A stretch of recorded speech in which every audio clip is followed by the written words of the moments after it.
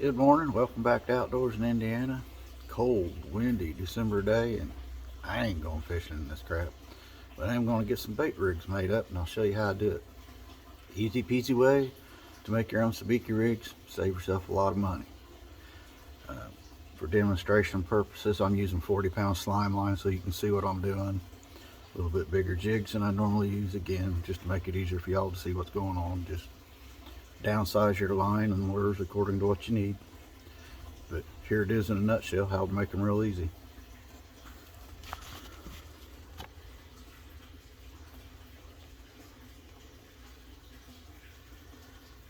Start out with, take a length of line. And the first thing we're going to do, double up, make a loop. And we're going to tie a surgeon's knot, which is basically just a regular granny knot. But take it through once, take it through a second time. We're going to use this same knot on everything we do with this rig. Easy peasy. Cinch her up tight. Now we've got a loop on one end. Go ahead and cut your tag end off. This is where your weight's going to go. Whatever size weight you need. The way this is made, you can easily swap them out. If you need a lighter or heavier weight, no biggie.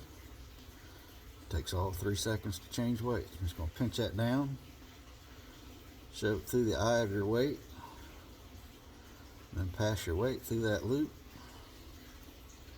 and there you go. You need to pull it out and put a bigger weight on.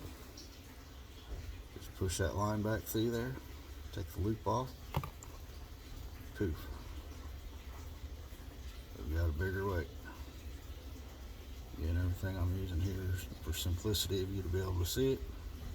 Probably won't never need a 3-ounce weight doing this, but you might, depending on where you're trying to catch some bait. Or crappie. These make great crappie rigs. Anyway, that takes care of that end. We're going to set that down. Down in Indiana, we're only allowed 3 lures on a line, or 3 hooks. So that's what I'm going to do here. Put 1, number 2, small one here, number 3. And these can be jig heads, bear hooks, just whatever lure you want to use. Pulley spoons, doesn't matter. So we've got those 3 on there. Go down to the first one that I want to tie on.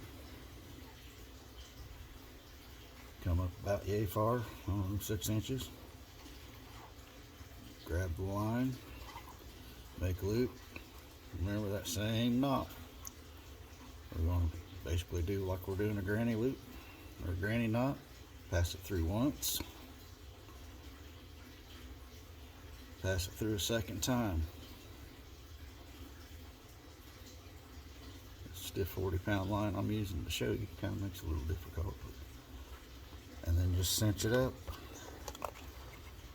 And there's dropper number 1. We'll come up a few inches. Do the same thing with your second one. Keep it like that. Pass it through once. Pass it through a second time.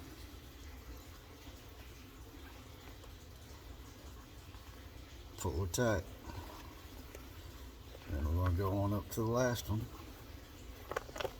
Yeah, some states y'all can get away with, however many you want, I guess. I don't know. I'm only familiar with Indiana. We can only have 3 hooks.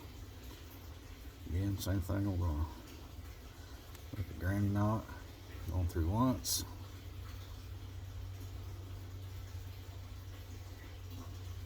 Ignore my fumbling. It's cold out here, people. Can't hardly feel my fingers. Pass it through twice. Pull your knot down. And normally I'd use a little bit longer line for doing this, but I'm just trying to keep it all on camera.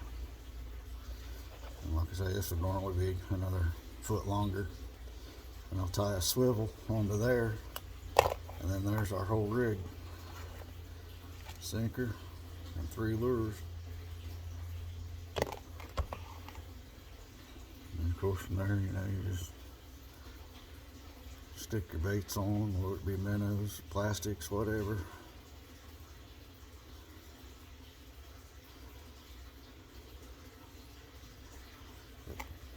There's the gist of it.